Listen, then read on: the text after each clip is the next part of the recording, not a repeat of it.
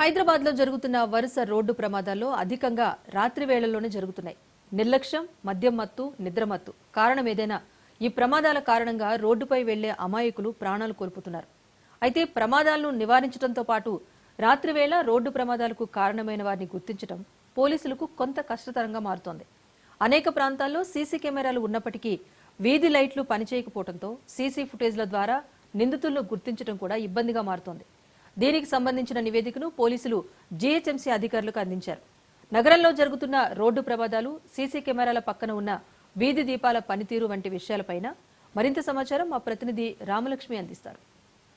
సమయంలో ముఖ్యంగా Jubilee hills police station ప్రాంతాల్లో అనేక కంప్లైంట్లు అయితే వస్తున్నాయి. ముఖ్యంగా గమనిస్తే కనుక ఇటు సీసీ కెమెరాలకు సంబంధించి వాటి దగ్గర సరైన వీధి దీపాలు ఉండట్లేదని చెప్పేసి ఇటు పోలీసుల నుంచి అలాగే ప్రజల నుంచి కూడా అనేక కంప్లైంట్లు వస్తున్న తరుణంలో ఇప్పుడైతే కనుక పోలీసులు జూబ్లీ హిల్స్ పోలీసులు అనేక ప్రాంతాల్లో వీళ్ళు రీసెర్చ్ జరిపి ఒక నివేదికనైతే జీహెచ్ఎంసీ అధికారులకి చెప్పడం జరిగింది. 80 ప్రాంతాల్లో అయితే సీసీ కెమెరాలు అయితే ఉన్నాయి, కానీ వాటికి వీధి దీపాలు అనేవి సరిగ్గా లేదు. దానికి మూలంగా ఇక్కడ సీసీ కెమెరాలని చెక్ చేయడం చాలా ఇబ్బందికరంగా మారుతుంది. ఈ ప్రాంతాల్లో ఏదైనా ఇన్సిడెంట్స్ జరిగినా కానీ వాటిని గుర్తించడం చాలా కష్టతరంగా మారుతుందని చెప్పేసి పోలీసులు చెప్తున్న పరిస్థితి కనిపిస్తుంది. అయితే ప్రస్తుతం అయితే కనుక ఇలా 80 ప్రాంతాలు అయితే గుర్తించారు.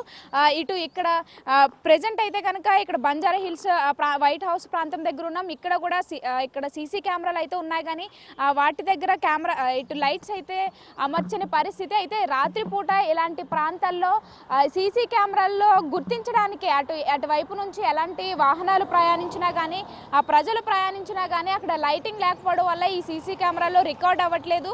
వాటిని గుర్తించడం కూడా చాలా కష్టతరంగా మారుతుందని చెప్పేసి ఇటు పోలీసులు చెప్తున్న పరిస్థితి కనిపిస్తుంది. అలాగే ఇలా 80 ప్రాంతాల్లో ముఖ్యంగా అయితే కనుక వీళ్ళు జూబ్లీ హిల్స్ ప్రాంతాల్లో పోలీసులు అనేక కంప్లైంట్లు ఇచ్చారు. ఇటు పోలీస్ స్టేషన్ పరిధిలోని అలాగే రోడ్ నెంబర్ 13 వైట్ హౌస్ ఇప్పుడు మనం ప్రెజెంట్ ఉన్న, అలాగే ఇక్కడ కేబీఆర్ కోడెల దగ్గర క్యాన్సర్ హాస్పిటల్ వరకు కూడా ఎలాంటి వీధి దీపాలు లేవు, ముఖ్యంగా ఈ సీసీ కెమెరాలు అమర్చిన దగ్గర అని చెప్పేసి చెప్తున్నారు.